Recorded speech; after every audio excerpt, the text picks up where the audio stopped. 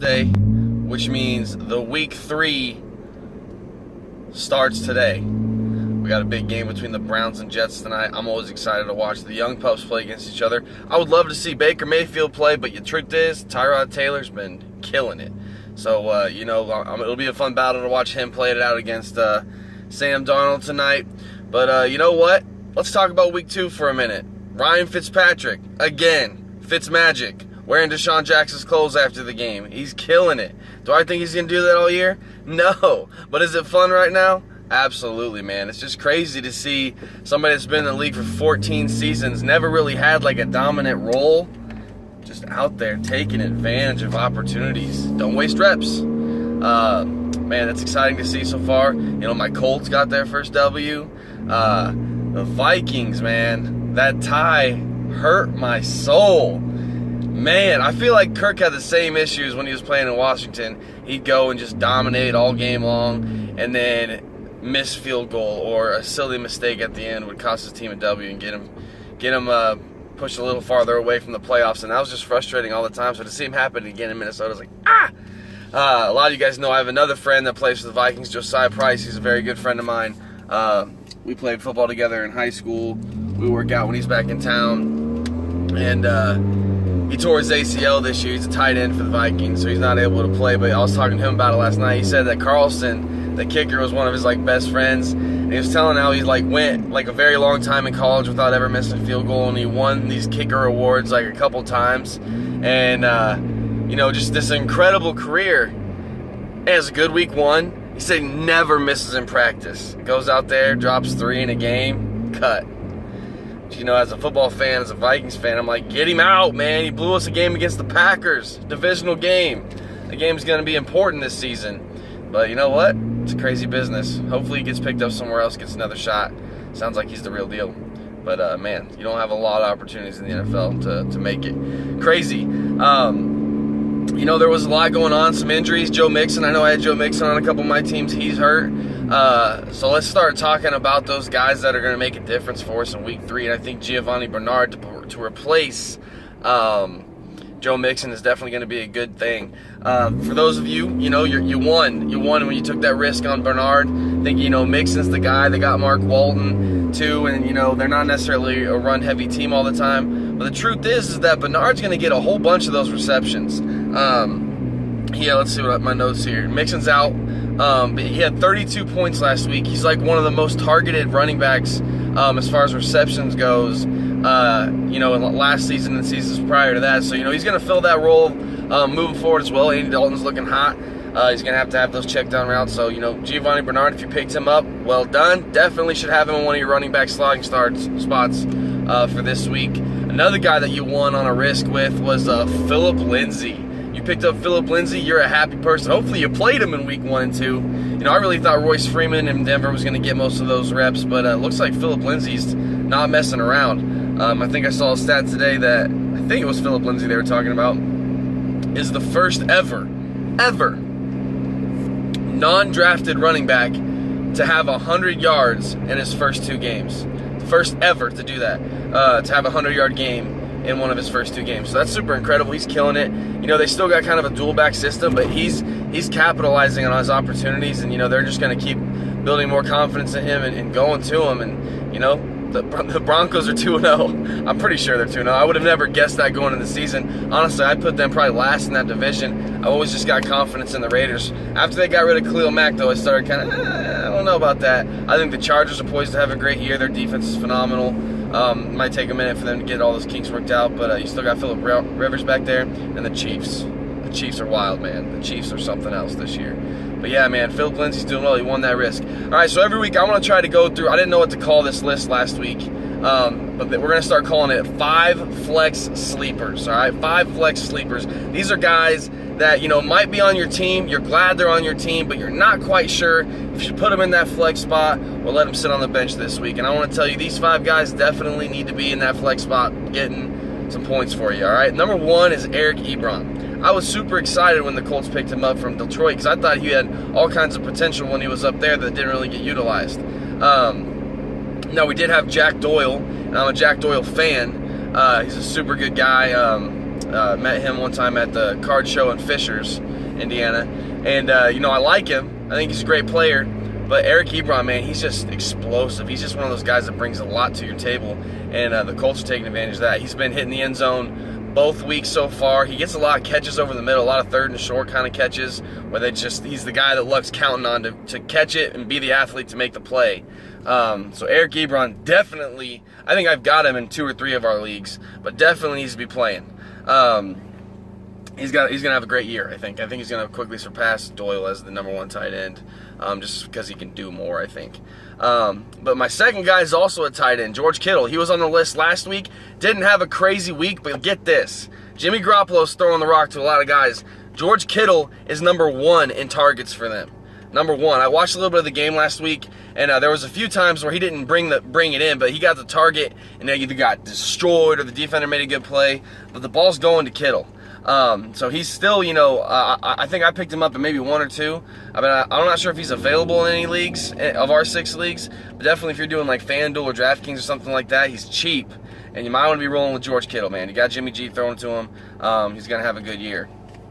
Let's see, but tight ends in general, you should really value them when you're thinking about that flex spot, especially in our deep league, because the truth is that in the first 2 weeks, 20 touchdowns have gone to a tight end. That's incredible to me. Obviously I see their value. I threw to tight ends all the time, especially in college. But when you got this many young quarterbacks going out there, you got Trubisky, still a young guy. You got these couple rookies, Really, Sam Darnold doesn't throw the tight end all that often, but I feel like a tight end is a great check down player. He's a great possession player, and he's a great red zone player. So be looking at tight ends. Don't be scared to put 2 tight ends out there in a week. I think I'm doing it in a couple of my leagues right now. Let's see what else we got. Number 3 on my list. I'm not really sure the order of this. James Washington for Pittsburgh. Get this. Out of the 80 snaps, the 80 offensive snaps that Pittsburgh took last week, he was in there for 66 of them. 66 offensive snaps featured James Washington with the pass-heavy Pittsburgh Steelers. Now, I don't think he had that many targets. I think maybe like 5 out of like 60 passes or something like that were to James Washington. But the truth is, man, as people, scheme against the Steelers, they're going to do what they can to lock up Antonio Brown. Juju Smith-Schuster's proven to be a big deal. They're going to be trying to lock that down as well. All of these schemes that people are going to be making against the Steelers are not going to include James Washington. There's going to be weeks. Where he provides a big role in the Steelers offense. Watch for it. Let's see. The next guy I got on here. This is a good one. Tyler Boyd for the Bengals. AJ Green doing phenomenal things. We already talked about Giovanni Bernard and his 32 points last week. But guys, Andy Dalton is looking like an absolute all-pro. I know there's a lot of love-hate between Andy Dalton and the Bengals nation sometimes, it feels like. But dude, the guy has been hanging in there for a long time. And he's making some incredible throws and completing a high percentage of his passes. Now here's something cool. It's a cool stat that I looked up today. Tyler Boyd has only run 1 less route than AJ Green. Every time AJ Green's running around, Tyler Boyd's right there behind him. And as football fans, we've watched the game long enough to know that a receiver's not going to go out there like AJ Green and haul in, 10, 15 or more catches every single game. There's going to be matchups. There's going to be schemes against him that are going to kind of, limit that here and there. When that happens, Boyd is Andy Dalton's number 2 or 3 at any given time. And it's just going to open him more up. The more success AJ Green has, which he's had a lot of success in the first 2 weeks, it's going to open up his guys that are, running around with him. So Tyler Boyd is a guy that, man, he's a good one to be starting. He needs to be starting this week for sure. Let's see, in the last one, I love this. Traquan Smith for the Saints. It's funny, Danny and I were just talking about him last night, Tuesday night, whenever it was, because we've got a whole bunch of his contenders autographs left from the case that we bought. Sean Payton said this week that they are so impressed with how Traquan Smith has adapted to the playbook, has adapted to the scheme, and how he's just, doing great things with their offense. And they said, we need to get him more touches. Guys, in these 20-team leagues, when you're looking at that flex position, you're like, I need to get somebody that's just going to get me a couple points. I can't have any goose eggs on my roster, right? We get it. Look for somebody, when a coach says we're going to try to get this guy touches, especially this early in the year. It's an experimental stage. It might be, second quarter, the drive's kind of going nowhere. Hey, you know what? Let's call this play, get the ball to Smith, see what he does, see if he catches it, see if he beats the defender, see if he gets open, see how he handles contact, all these different things.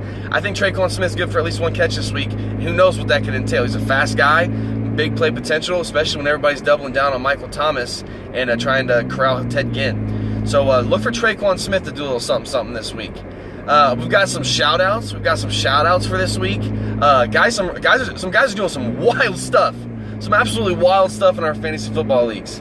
I think I said last week that anybody that puts up 100 points in a 20-team league, you had a good week. You did your job. You found guys that are going to get it done. Guys, we have 2 guys in all of our leagues that have scored more than 300 points in the first 2 games. That just baffles my mind. That's an average of 150.